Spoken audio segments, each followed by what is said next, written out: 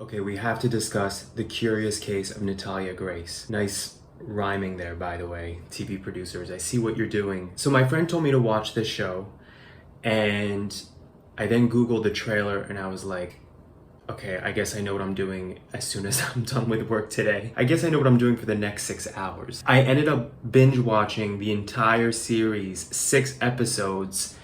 I was riveted.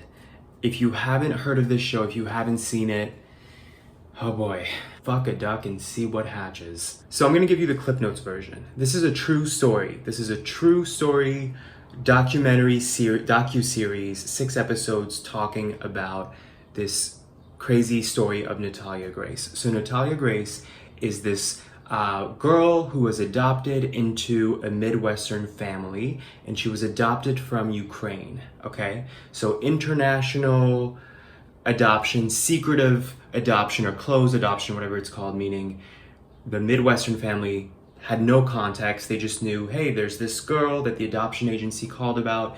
She's will go to foster care if she's not adopted. And she is a little person, a dwarf, and has some physical disabilities associated with that as well. So they end up adopting her. And then very quickly after, very soon after, just things get crazy. And the parents of the family suspect that she's actually an adult pretending to be a child. Now, of course, the sort of caveat with this, right? Am I using that word correctly? The bizarre element to this, of like why it's even plausible to think maybe is she an adult, is the fact that she's a dwarf, right? Because little people have, other than obviously the height sort of limitation, there's other elements to dwarfism that make adult dwarves seem kind of childlike, right? Like a higher pitched voice. Sometimes physically they look more youthful, right? So the parents sort of carried this narrative of like, she's an adult posing as a child, she's crazy, she's trying to hurt our family.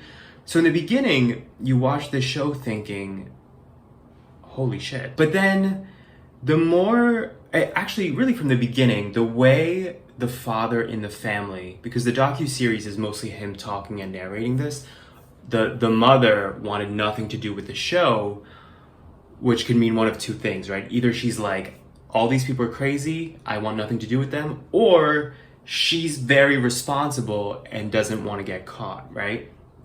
So the more this guy, the father, talks though, the more you're like, something is up with him. Like he's very, you would think it's an audition for some crazy dramatic Shakespeare play. It's just very, very theatrical. From the beginning, there's these red flags and question marks, and you're like, something is askew here. Is this really true about this girl? And so the entire show is kind of like you're left in the dark trying to put the puzzle pieces together. I don't want to give away too much in case some of you guys want to watch it. It's now the latest sort of series that's gone viral. Like, remember Tiger King, when everybody was talking about and watching Tiger King? It seems that now it's this show that people are very emotionally invested in, because there's a lot of elements to this, right? Everybody's paranoid about that concept of like, you let an outsider into your family, right? Even if it's somebody who marries into the family, or a family friend, or a stepfather or stepmother, or in this case, an adopted child. I think everyone always has that fear of like somebody coming in and creating dysfunction in a family. So I think it hits people that way. But then there's also this other element of, if these parents are just insane, then think about the trauma for this girl who was adopted into the family, as well as the other kids. They had 3 other kids, biological kids. So I don't want to give too much away, but I will say this after watching it. Every episode, it's like a train wreck. Like, you're like, oh my God, I can't believe I'm watching this. But you want to know more. You want to get to the finish line and know what the truth is. And the truth is still kind of murky, by the way. But with each episode, I became sadder and sadder, because I realized that it doesn't even matter what the truth is. At this point, I feel bad for the children involved, and especially for this adopted girl, because I'm at a point in life where I understand that there's always a reason why people act the way that they do. There's always a reason. And the thing is, even if this girl did have some mental or has some mental issues, I just thought about how broken this system is of adoption and social services, that the reality is she kept kind of getting shuffled around family to family because nobody wanted to deal with these headaches of her physical disabilities, her mental sort of complexes that clearly derived from these abandonment issues. I believe that this girl is an example of this like legacy in society of abandoned kids. Of course, there's also the element of she's from Ukraine, right? This idea of like kids who grow up in families who can't even support them and then get shipped off to these other crazy families who are trying to just prove something by having an adopted kid in the family. And it just made me so, I honestly ended the night like kind of depressed, thinking, I can't believe our world functions this way, that not just people but children can get failed so repeatedly, and then we're shocked that they end up being like unstable adults or adults that like can't function on their own. And then I also thought about how it seems to be such an American story that first somebody is exploited by their own family, right? Or their partner or whatever. And then it becomes a blockbuster, you know, one of these viral TV shows. And it's almost like she's getting pimped out again.